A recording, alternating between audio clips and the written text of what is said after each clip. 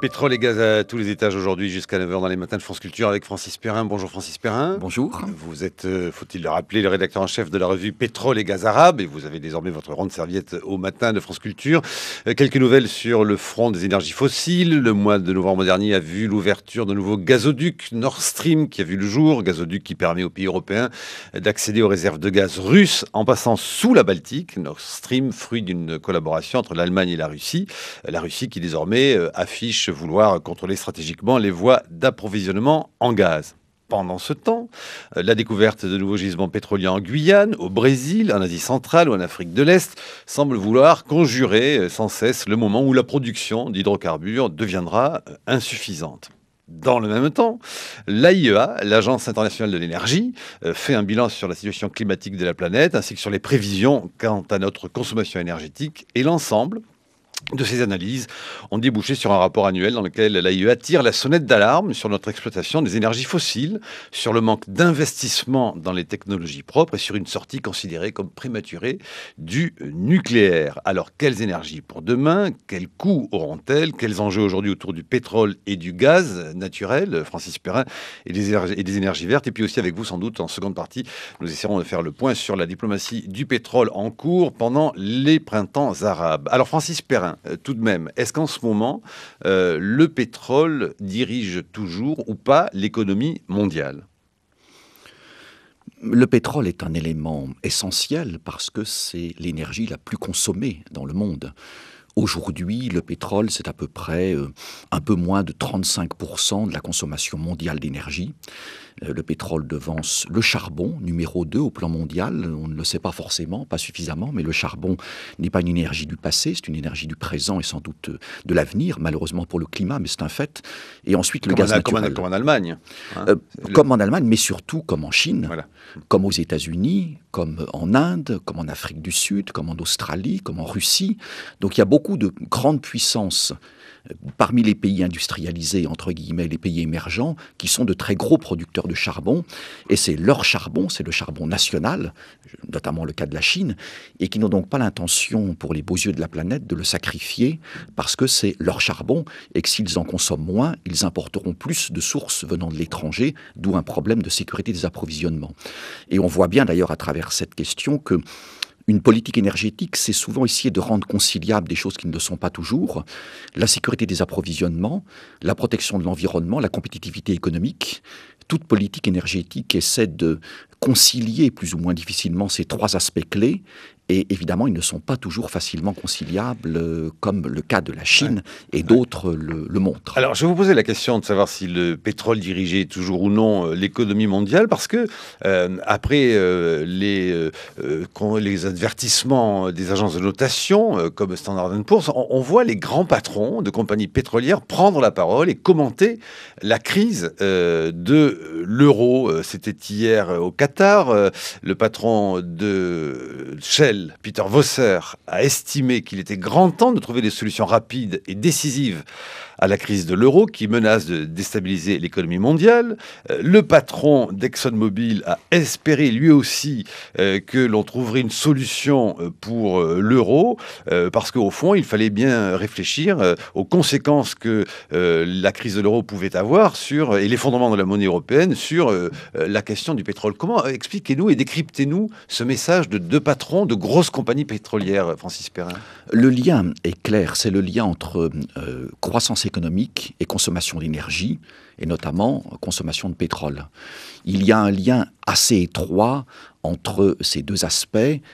Plus l'économie se porte bien, plus évidemment on a tendance à consommer de façon générale et à consommer de l'énergie et du pétrole en particulier. Donc les patrons de grandes compagnies pétrolières sont des personnes qui, au regard des intérêts des groupes qu'ils représentent sur la scène mondiale, souhaitent que ça aille bien et que ça aille mieux sur le plan de la croissance. Alors, Ça se passe bien pour les pays émergents, mais pour ce qui concerne les pays de l'OCDE, Union européenne, zone euro et également États-Unis, c'est pas très brillant. Donc ça a un impact évidemment sur la consommation d'énergie et donc sur les débouchés de ces grands groupes pétroliers et énergétiques qui sont en général très pro-croissance parce que ça veut dire évidemment des débouchés supplémentaires pour leur production, un meilleur climat pour les affaires. Ça veut dire également un soutien pour les prix de l'énergie et les prix du pétrole. Plus la consommation est dynamique, plus évidemment les prix sont orientés à la hausse, ou en tout cas sont soutenus. Si au contraire on a des perspectives économiques très difficiles, comme ça a été le cas, enfin c'est le cas évidemment aujourd'hui, mais pensons à la crise économique et financière à partir de 2007, 2008, 2009, on a vu la consommation pétrolière mondiale baisser en 2008 et baisser en 2009, ce qu'on n'avait pas vu depuis le début des années 1980. Donc le lien croissance économique, santé de l'économie mondiale et consommation d'énergie est très étroit depuis longtemps. Mais est-ce que c'est une manière aussi d'avertir sur une éventuelle hausse du coût du prix du diesel à la pompe ? Alors, ce qui est clair, c'est dire aux États, on sait que vous taxez terriblement et que vous faites beaucoup d'argent sur notre pétrole à nous. Donc attention, parce que nous aussi, nous comptons éventuellement, en temps de crise, continuer à gagner de l'argent en vendant de l'essence. Alors, c'est clair que... comme le crédit, comme les taux d'intérêt. Je dirais que pour les grandes compagnies pétrolières, on a cité Shell, ExxonMobil, oui, il y en a d'autres, Total, bien sûr. Non, elles sont dans le même cas de figure, grossièrement. Ces compagnies gagnent beaucoup d'argent, chacun le sait. Mais l'argent qu'elles gagnent ne vient pas particulièrement de la vente de carburant. Et certainement pas de la vente de carburant en France. Elles gagnent leur argent dans ce que les pétroliers appellent l'amont. Alors l'amont, c'est par opposition à l'aval. Hein. L'amont, c'est... Vous dites que quand je fais un plein d'essence, je ne fais pas gagner d'argent à la compagnie où je suis. Je ne viens pas par hasard. En France, c'est pas... supposons que le marché français de l'essence disparaisse. Oui. Hein, s'effondre, tremblement de terre, tsunami. Oh là là. Les profits de Total ne vont pas bouger beaucoup. Ah bon ? Non, absolument. Parce que dans l'activité pétrolière, il y a ce qu'on appelle l'amont et l'aval. L'amont, c'est l'exploration pour trouver du pétrole et du gaz, c'est le développement de gisements quand on en a trouvé, et évidemment, c'est l'exploitation de ces gisements qui vous donne des revenus. Et puis l'aval, c'est évidemment ce qui suit l'amont, c'est le transport de ce pétrole par bateau, par oléoduc, c'est le raffinage de ce pétrole, et c'est la vente de produits pétroliers, y compris les carburants automobiles, essence, gazole.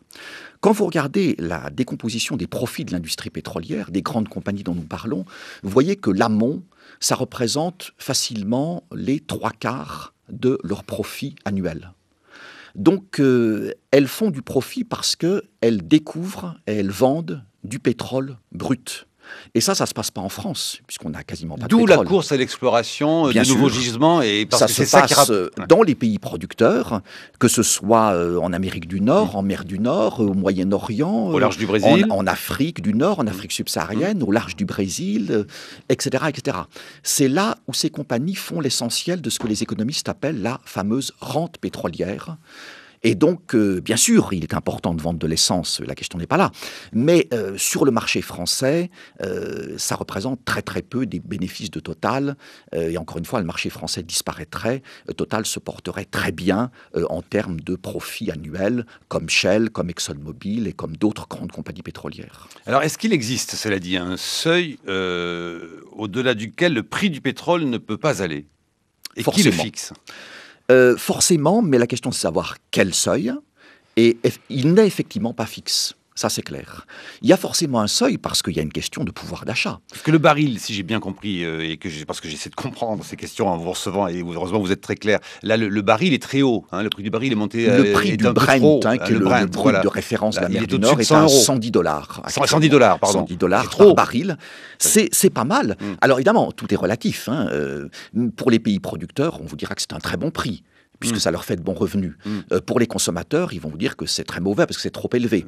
Donc quand on parle de prix du pétrole, tout dépend de quel côté on se place, parce qu'on ne représente pas les mêmes intérêts. Mais alors l'intérêt principal, celui du consommateur, puisque tout le monde est consommateur par définition de pétrole, évidemment c'est un prix qui est élevé, et c'est d'autant plus surprenant qu'on est dans une phase où justement, crise dans la zone euro, récession légère, nous dit l'OCDE, aux États-Unis c'est pas très très bon, par contre les pays émergents continuent à consommer, consommer pas mal, à croître rapidement. Et en fait, l'un des éléments qui fait que, outre la situation économique, que les prix du pétrole sont élevés, c'est ce que l'on appelle couramment le printemps arabe. Des troubles politiques importants, et qui ne sont pas que négatifs, bien au contraire de mon point de vue, mais en Afrique du Nord et au Moyen-Orient, zone pétrolière absolument majeure. Donc ces tensions politiques font que le prix du pétrole reste à des niveaux élevés, alors qu'au regard de la situation économique mondiale actuellement, ce prix du pétrole pourrait être beaucoup plus bas. Comme ça a été le cas il y a quelques années, y compris en 2008, lorsque, après la faillite de Lehman Brothers, on a vu le prix du pétrole s'effondrer. Il était à près de $150 en juillet 2008. Il a terminé l'année 2008 à 33 ou 34 dollars par baril. Et que la diplomatie des printemps arabes, oui, ne saurait se départir d'une sorte de diplomatie du pétrole, au risque parfois que les compagnies pétrolières doivent obéir à ce que leur demande leur gouvernement de tutelle, on pourrait dire. Hein. Ça y est, donc on a appris que Total devait suspendre ses activités pétrolières en Syrie, hein, pour se conformer aux sanctions européennes. Absolument. C'est le cas aussi de Shell. Les sanctions européennes, les dernières sont très claires. Hein. Il est interdit de coopérer avec une société d'État syrienne qui s'appelle la General Petroleum Corporation.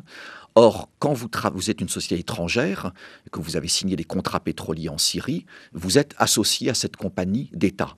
Donc, avec le dernier cycle de sanctions européennes annoncé il y a à peine quelques jours, la conséquence pour les compagnies européennes que sont Royal Dutch Shell, donc compagnie anglo-hollandaise, et Total, groupe français, c'est que vous êtes obligé de suspendre vos activités en Syrie. À contre-cœur ? Grosse perte. Alors, aucune compagnie pétrolière n'accepte de gaieté de cœur de renoncer à une partie de sa production pétrolière. Elle le fait si elle y est forcée. Ça n'a jamais gêné en plus une compagnie pétrolière de travailler avec des dictatures, quoi qu'il arrive, sanglantes. Non, donc là, tout d'un coup, là oui, pour la Syrie, on obtempère. On n'a pas le choix.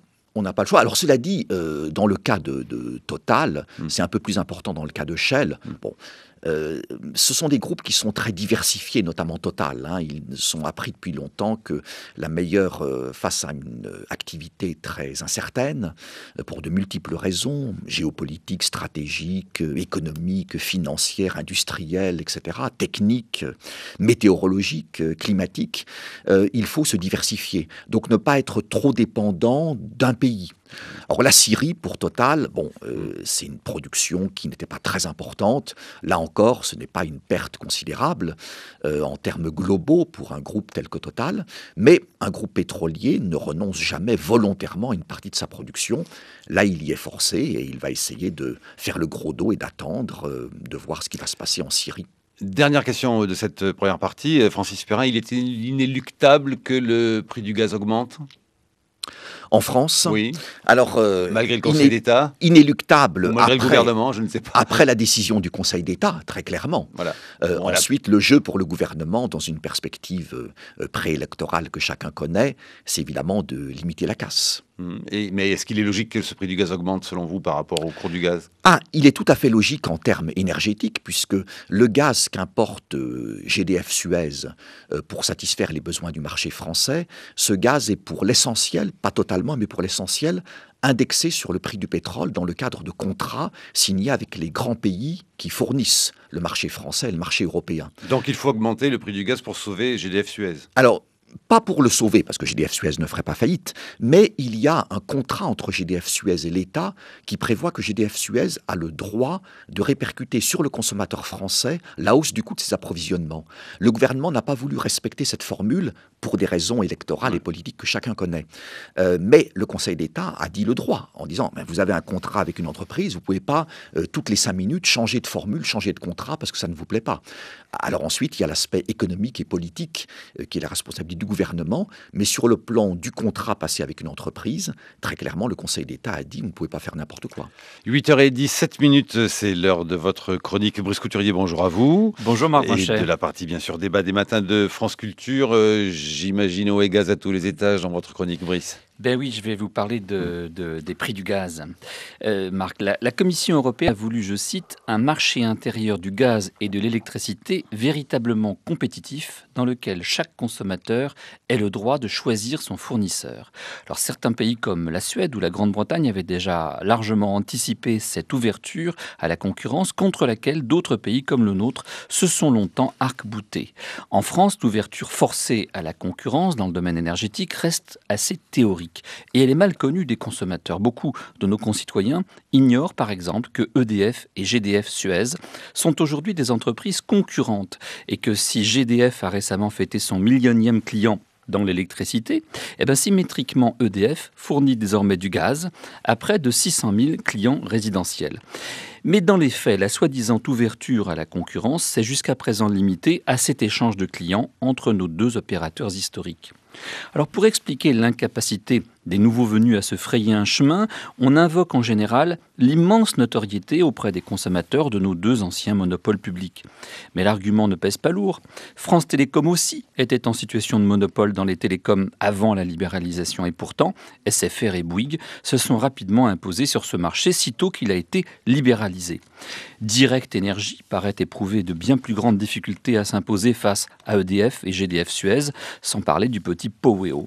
Alors dans ce contexte, la décision récente du Conseil d'État de suspendre le gel des tarifs réglementés de vente de gaz apparaît comme un sérieux coup de pouce donné à cette mise en concurrence refusée au sommet de l'État.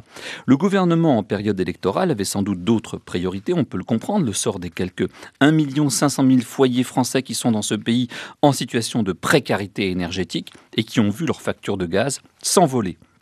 Rappelons que le gaz a été l'objet d'une hausse de 60% depuis 2005.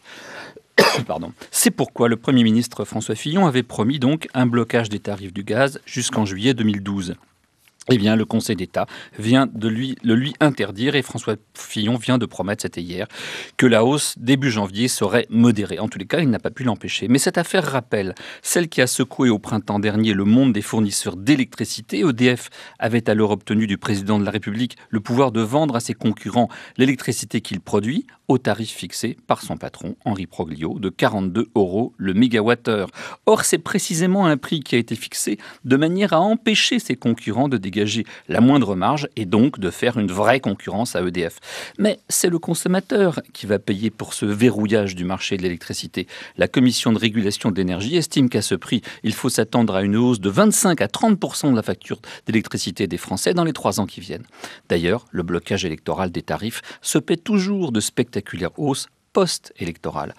Conclusion, conforter les anciens monopoles dans leur rente de situation en bloquant électoralement les tarifs, c'est empêcher qu'à terme, une concurrence réelle entre distributeurs entraîne demain une modération de la hausse des prix de l'énergie. Car ce n'est pas vous qui allez me contredire, Francis Perrin, il ne faut pas se faire d'illusions. Entre le pic pétrolier, la pression exercée par la Chine et l'Inde, qui sont d'énormes consommateurs, les coûts exigés pour l'extraction du gaz de schiste ou la gazéification souterraine du charbon, eh bien les prix de l'énergie mondiaux ne sont pas prêts de baisser.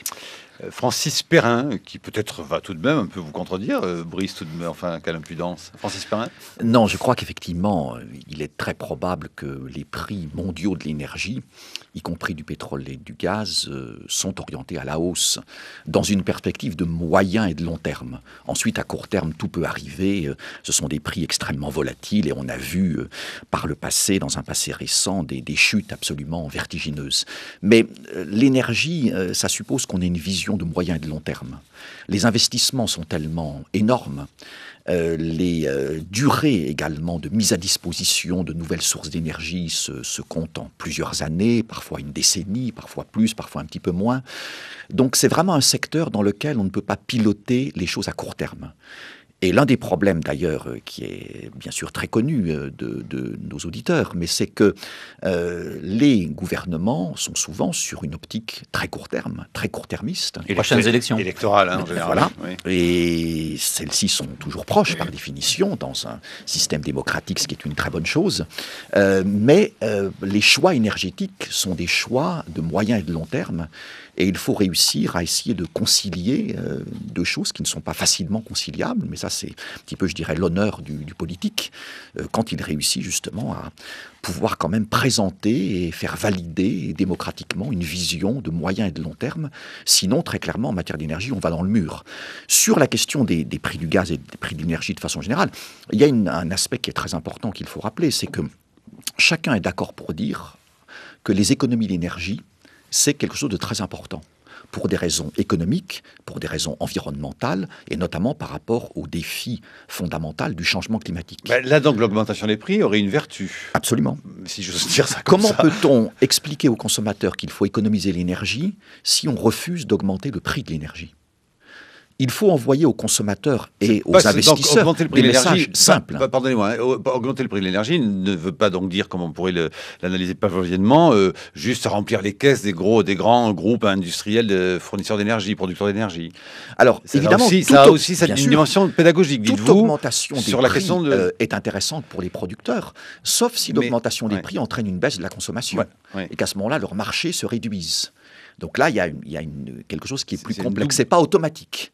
Mais ce qui est clair, c'est que chacun dit il faut économiser l'énergie. La meilleure énergie, c'est celle qu'on ne consomme pas. C'est un slogan, mais qui est tout à fait vrai. Je ne vois pas comment on peut expliquer aux consommateurs et aux entreprises qu'il faut économiser quelque chose dont on ne veut pas augmenter le prix. Alors la véritable réponse, c'est de ne pas tenter pour des raisons électorales à très court terme de briser les engagements pris par rapport à GDF Suez, de ne pas augmenter les prix du gaz à tout prix. C'est évidemment, vous l'avez évoqué dans votre chronique, le grand problème, c'est le problème des personnes et des ménages, des foyers en précarité énergétique. Tout de même, ça passe par un tarif spécialisé pour ça, et non pas baisser ou ne pas augmenter le prix du gaz pour tout le monde dans un pays. Enfin, tout de même, alors, Francis Perrin, cette question, évidemment, ça s'en mêle une autre. À une époque, la question du prix du gaz était, du coût du gaz, du tarif du gaz, était indolore, dit-on, sur les ménages, comme celle de l'électricité. Dès lors qu'elle devient visible, qu'elle pèse, on a bien vu, notamment avec l'affaire que évoquait Brice, les associations de familles se manifestaient tout de suite par rapport à la perspective de l'augmentation du gaz, on voit bien que là, il y a tout de même un problème économique qui devient réel. Après tout, c'est vrai que pendant très longtemps, on s'en est foutu complètement que le gaz, plus ou moins, augmente. On s'en rendait pas compte. Dès lors qu'on s'en rend compte, il y a une dimension sociale qui se greffe sur la question. Est-ce que l'augmentation des énergies aujourd'hui pourrait créer des troubles sociaux, voire des révolutions, comme après tout l'augmentation du blé et du prix du pain l'a été avant 1789 en France ? Très clairement, derrière les prix de l'énergie, il y a une dimension économique, il y a une dimension sociale et il y a une dimension politique. Ce sont des prix extrêmement sensibles. On parle du gaz et on voit toutes les difficultés du gouvernement, mais pensons à l'augmentation des prix du carburant. Et il suffit de faire une petite recherche à travers les médias pour voir, ça fait les gros titres d'à peu près tous les médias. Donc, les prix de l'électricité extrêmement sensibles. L'électricité, c'est fondamental, c'est vital au sens propre du terme. Donc, par définition, on voit mal comment le consommateur et ceux qui le représentent seraient contents lorsque les prix de l'énergie augmentent. C'est parfaitement normal. Ensuite, il faut tenir compte d'autres éléments. Il faut que, évidemment, nous ayons également la sécurité des approvisionnements, et parfois ça suppose de payer les énergies plus chères.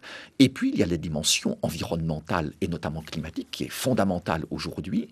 Et très clairement, il faut donner des signaux clairs à tous les acteurs économiques, y compris les particuliers, les ménages, que l'énergie doit être économisée. Et je pense qu'on économise difficilement quelque chose dont le prix n'augmente pas. Caroline Iliachet. Oui, je crois que je vais avoir la réponse à une question que je me pose depuis très longtemps. Pourquoi est-ce que le prix du gaz est indexé sur le prix du pétrole ? Alors, j'ai compris qu'il y avait un contrat, mais pourquoi à l'origine ? Moi, j'ai l'impression que le gaz et le pétrole, c'est pas la même chose. Pourquoi est-ce que ça augmente ensemble ? C'est exact. Francis Perrin, je rappelle, rédacteur en chef de la revue Pétrole et Gaz Arabe. Alors, il faut remonter à environ une trentaine d'années. Parce que c'est à cette époque, donc il y a environ 30 ans, que s'est imposée cette indexation, donc ce lien entre les prix du gaz que nous achetons et les prix du pétrole. Qu'est-ce qui s'est passé à l'époque ? Les pays producteurs et exportateurs de gaz sont souvent également des pays exportateurs de pétrole. Et donc, ils ont ces deux sources qui sont fondamentales pour eux et pour leur intérêt national et pour l'intérêt des générations futures. Ces pays se sont dit, voilà, le prix du gaz à équivalence énergétique, il est beaucoup plus bas que le prix du pétrole.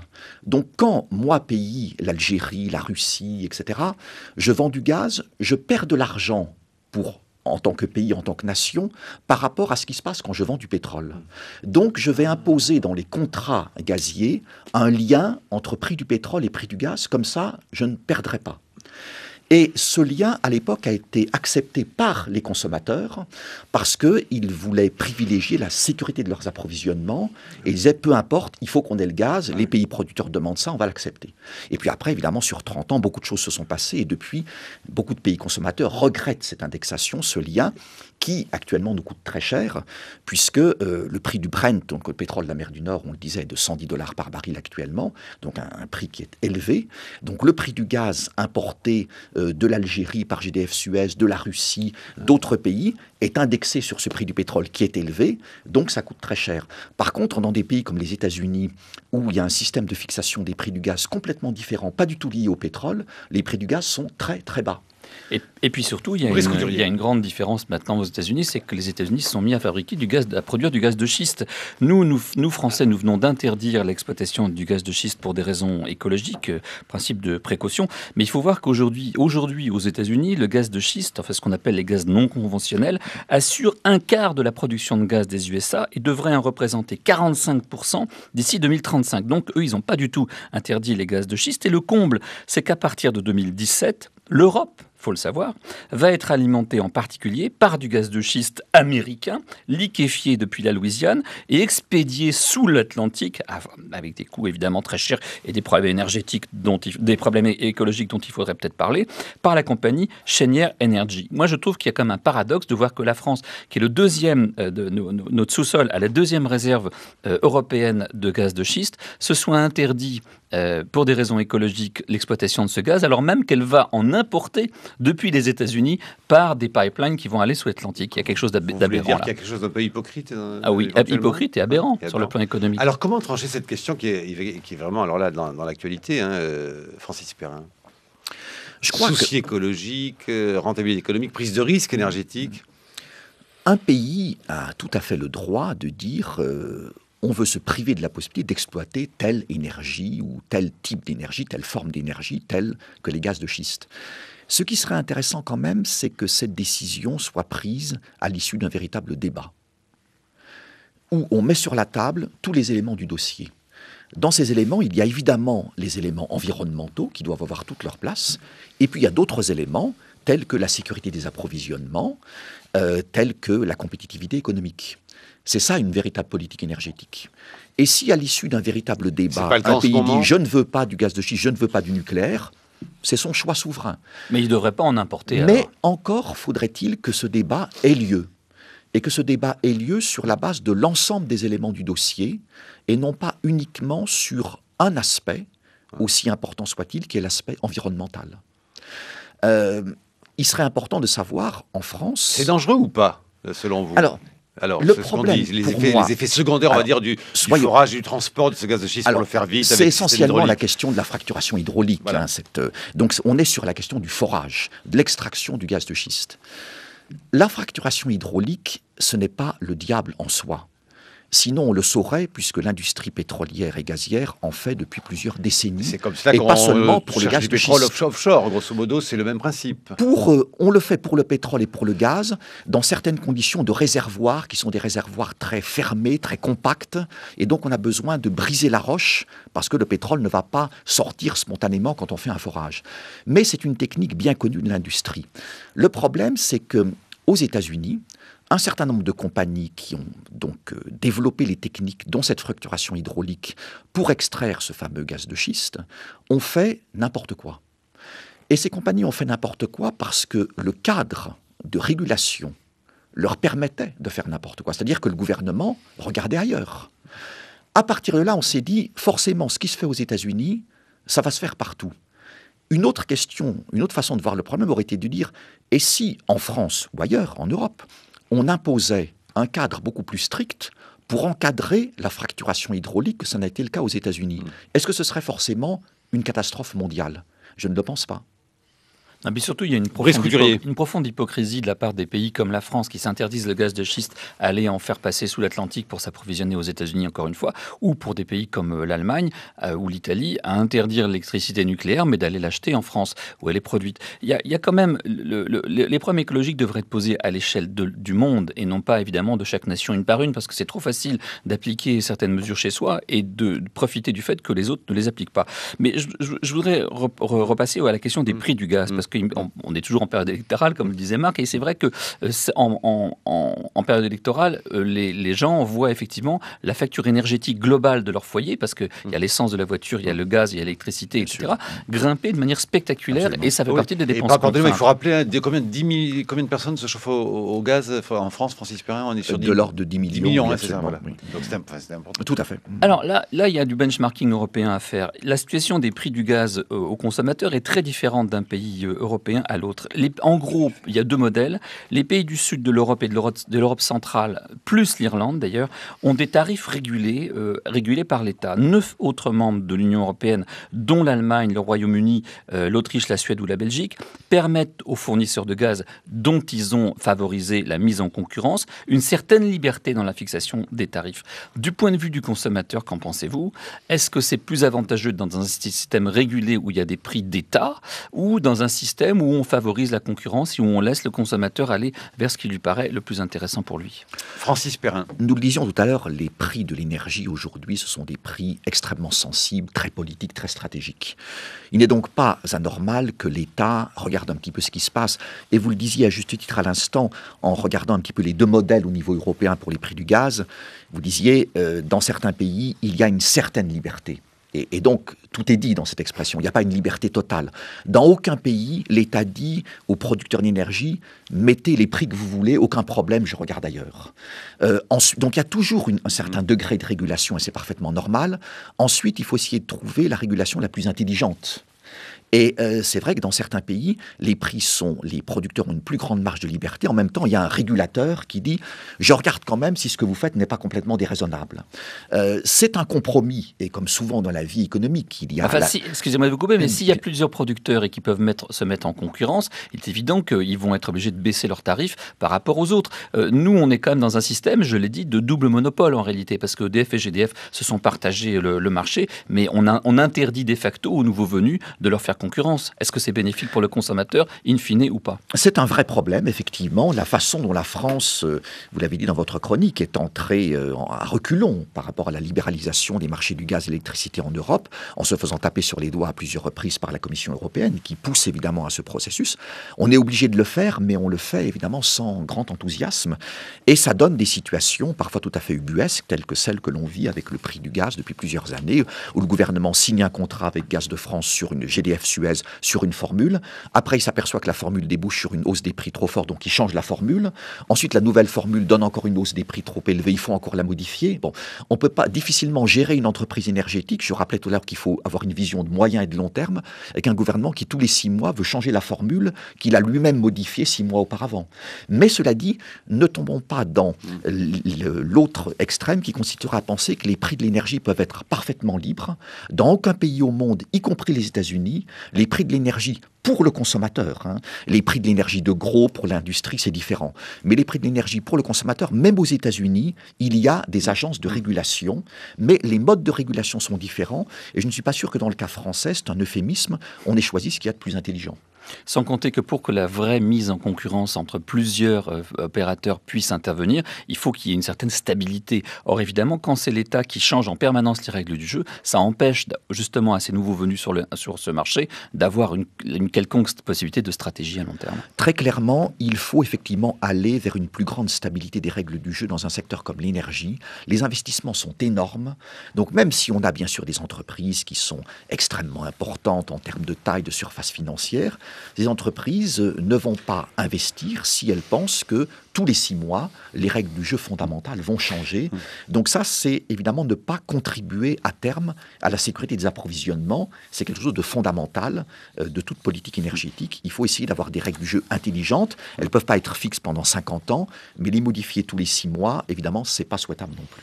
Caroline Eliéchev. Oui, vous dites que les règles sont différentes selon les pays, mais par exemple, pourquoi est-ce que l'essence est nettement moins chère aux États-Unis qu'en France ou dans d'autres pays européens? Ça, c'est lié à la question des taxes.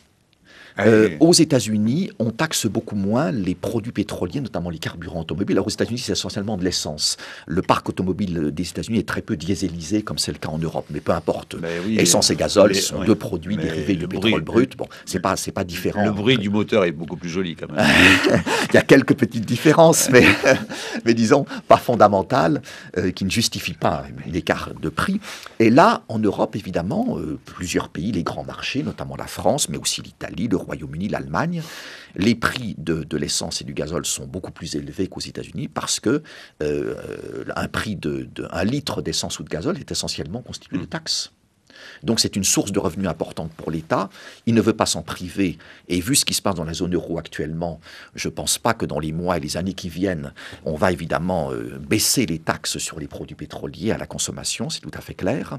Alors que l'État gratte dans tous les fonds de tiroir où il peut trouver, ou quand il reste quelque chose dans les fonds de tiroir. Donc par conséquent, le consommateur va effectivement continuer à supporter des prix qui seront élevés et essentiellement du fait des taxes. Un mot encore par rapport à ce que vous disiez, Francis Perez, sur le débat énergétique. Est-ce qu'on n'est pas très loin du compte, au fond, pour essayer de savoir comment trancher dans les débats qui sont à la fois des débats électoraux, mais des débats d'enjeux de société sur les débats écologiques, puisque on se rend compte que, par exemple, si, et c'est l'agence de l'énergie qui le dit, si on plaide pour une baisse de l'exploitation du nucléaire aujourd'hui, bon, alors pourquoi pas, puisqu'on voit bien que l'Allemagne va s'y mettre, ça n'exclurait pas de toute façon qu'il faudrait avoir toujours un recours important, par exemple, aux énergies fossiles. Alors comment fait-on et du coup, si on baisse le nucléaire et qu'on plaide pour la voiture électrique, mais que la voiture électrique coûte plus cher aujourd'hui qu'une voiture à essence, mais que baisser le nucléaire augmente le prix de l'énergie fossile qui fait rouler la voiture à l'essence, comment on tranche ces questions-là ? Comment on les tranche? Parce que on est toujours attrapé par un bout, ce qui est vertu d'un côté et de fait de l'autre. Comme toujours sur les questions très complexes. Il n'y a pas de solution simple où il suffit d'appuyer sur un bouton pour régler les problèmes énergétiques de la planète. On est dans un monde dominé par les combustibles fossiles. C'est dommage, mais c'est une réalité. Et c'est quoi? Alors, pour les 50 ans comme ça encore à peu près. Combustibles fossiles, c'est pétrole, gaz, charbon, pour être précis. Oui. Aujourd'hui, c'est à peu près 85% de la consommation mondiale d'énergie. Ce n'est pas bon pour le climat, tout le monde le sait. Ah mais ça, bien sûr, oui. Alors, ensuite, quand vous êtes à 85%, vous ne pouvez pas dire dans 5 ans, c'est fini. Ni dans 10 ans, ni dans 15 ans, ni dans 20 ans, ni dans 30 ans. Parce que ça prend beaucoup de temps. Ce sont des investissements extraordinairement lourds. Par conséquent, il faut aller, mais on ne peut y aller que progressivement si on veut vraiment avancer, dans un monde actuellement dominé par les combustibles fossiles et qui va le rester pendant encore quelques décennies, vers un monde dans lequel... avec les pays émergents, vous le disiez. Bien sûr, tout à fait, absolument. Le charbon chinois, évidemment, c'est pas ce qu'il y a de plus propre pour la planète, c'est clair. Mais qui peut dire à la Chine de ne pas consommer son propre charbon? On peut lui dire, mais elle ne va pas nous écouter, il y a peu de chance. Donc il faut aller progressivement vers un monde dans lequel les énergies renouvelables joueront un rôle beaucoup plus important. Elles en ont le potentiel.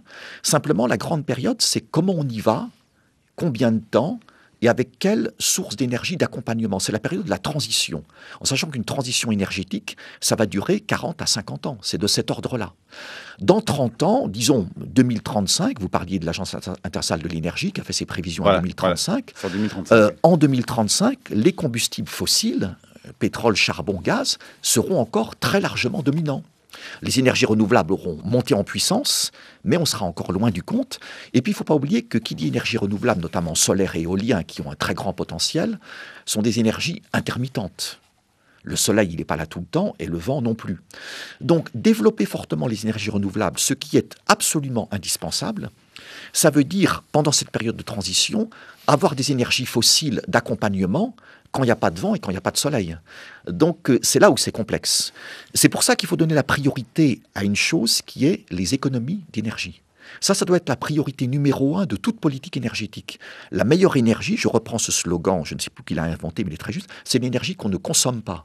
Parce qu'on ne la paie pas, puisqu'on ne la consomme pas, elle ne pollue pas l'environnement, elle ne provoque pas le changement climatique. Donc économie d'énergie d'abord numéro 1, montée en puissance des énergies renouvelables, et puis le gaz, parce que le gaz c'est la moins sale ou la plus propre, comme on veut, des énergies fossiles. Donc c'est le gaz qui va jouer un rôle majeur dans cette période de transition pour accompagner la montée en puissance des énergies renouvelables. Quand il n'y a pas de vent, on peut toujours faire tourner l'hélice avec du pétrole, remarquez.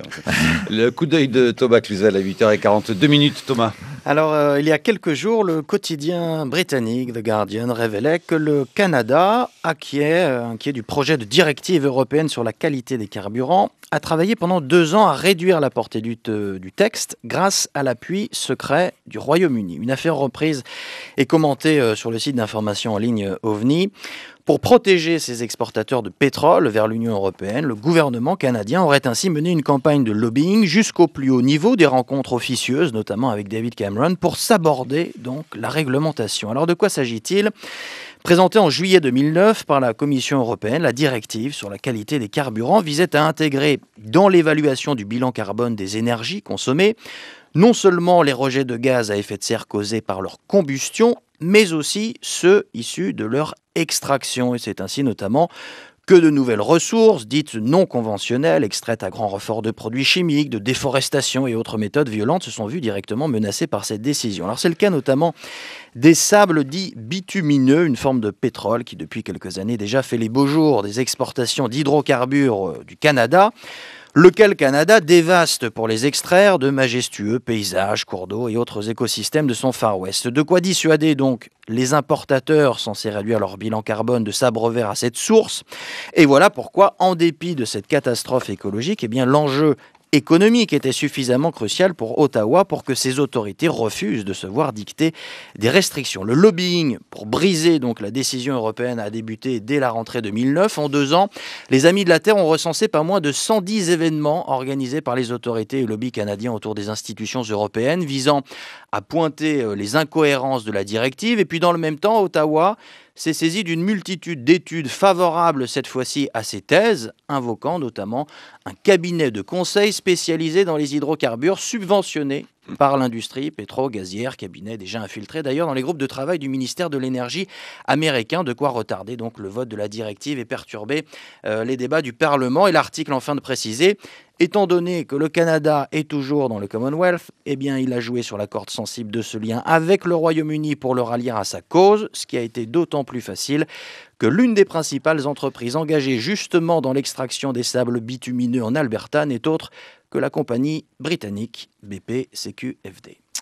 Francis Perrin, rédacteur en chef de Pétrole et Gaz Arabes. Alors cette fameuse question des sables bitumineux du Canada, dans l'état d'Alberta, c'est très concentré géographiquement dans la province de l'Athabasca.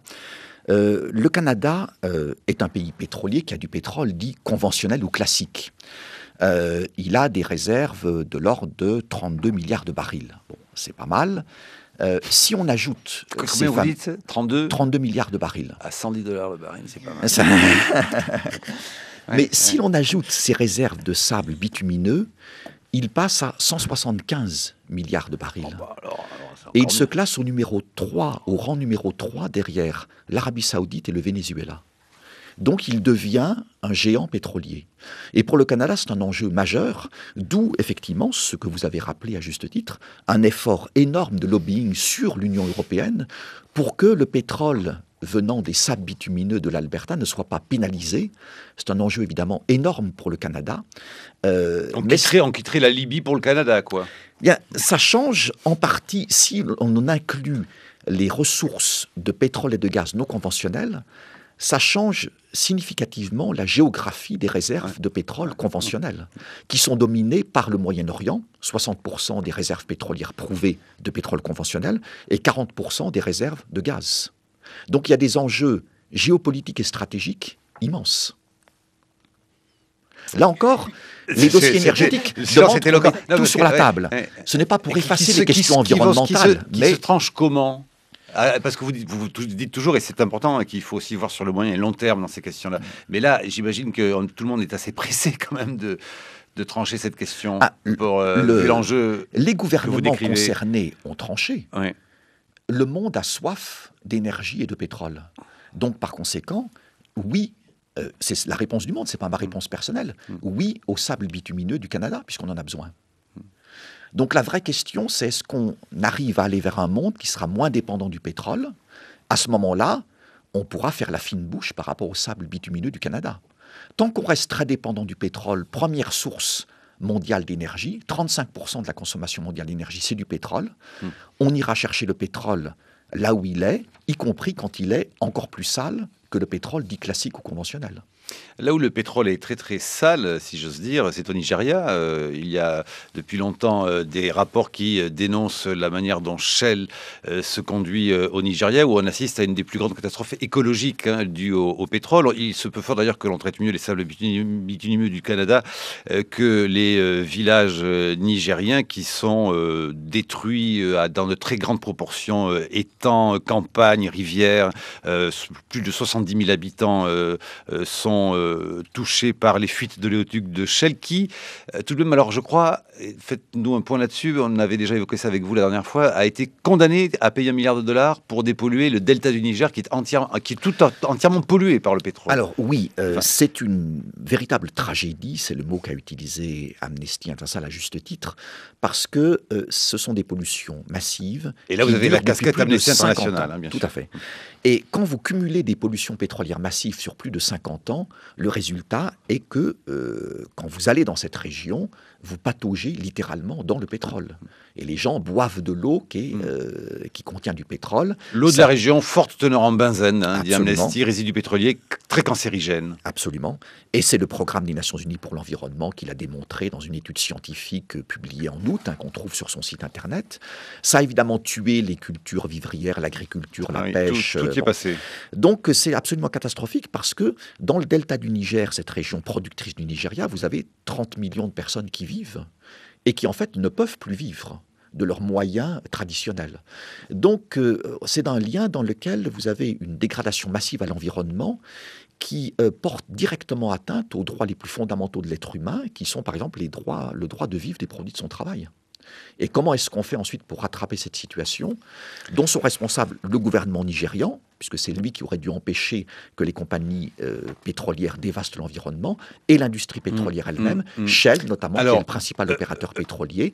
Mais il y a beaucoup de monde au Nigeria, et pas seulement Shell, même si Shell, effectivement... Qu'y a-t-il d'autre?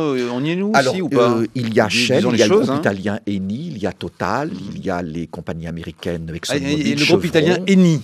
Eni, absolument, tout à fait. C'est joli. Eni et Total sont associés à Shell. Shell est le principal responsable, mais pas le seul. Et donc, il faut vraiment maintenant mettre plusieurs milliards de dollars sur la table pour dépolluer cette région. Le programme des Nations Unies pour l'environnement a dit... 25 ans. Qu'il faudra sans doute au moins 25 ans. Oui, tout à fait. Pour dépolluer le delta du Niger. Absolument. Vous avez bien entendu. C'est une pollution catastrophique. À côté de ça, ce qui s'est passé l'an dernier, dont nous avions parlé sur cette antenne, dans le golfe du Mexique, qui est une pollution absolument considérable, ce n'est quasiment rien. Oui, il Parce faut que dans le golfe ça, du Mexique, vous n'avez pas 30 millions de personnes qui vivent. Non. Vous avez les gens sur la bien côte, sûr, vous avez la pêche. il ne s'agit pas, mais voilà. Et puis, on est aux États-Unis et pas au Nigeria. Et l'État américain a réagi, comme on le sait, sur Shell pour faire pression, sur BP, pardon, sur faire pression. Francis Perrin, comment vous articulez vos deux casquettes de conseiller des plus grands pays pétroliers de la planète et votre casquette de vice-président d'Amnesty International sur le plan vraiment personnel? Alors, très facilement, parce que je ne suis pas conseiller des gouvernements ou des compagnies pétrolières. Je suis le responsable de la rédaction d'une publication pétrolière. Et qui est payée par les gouvernements et par les producteurs. Alors, nos abonnés sont évidemment des gens intéressés par le pétrole. Donc, ce sont des pays producteurs et des pays consommateurs aussi, et des compagnies pétrolières et des compagnies énergétiques, et des centres de recherche et des universités. Et si vous en faites trop sur le plan de la défense de l'environnement, est-ce qu'ils ne vont pas boycotter votre publication? Je crois que... Non, parce qu'elle est tellement bonne qu'elle est indispensable. Non, je ne pourrais pas, par modestie naturelle, dire cela, mais j'allais dire quelque chose d'un peu différent, c'est que dans l'industrie de l'énergie, on a affaire à des gens qui sont intelligents. S'ils estiment que vos informations et vos analyses sont des informations dont ils ont besoin pour leur travail, ils vont s'abonner à cette publication. Si ce n'est pas le cas, ils ne s'abonnent plus. C'est aussi simple que ça.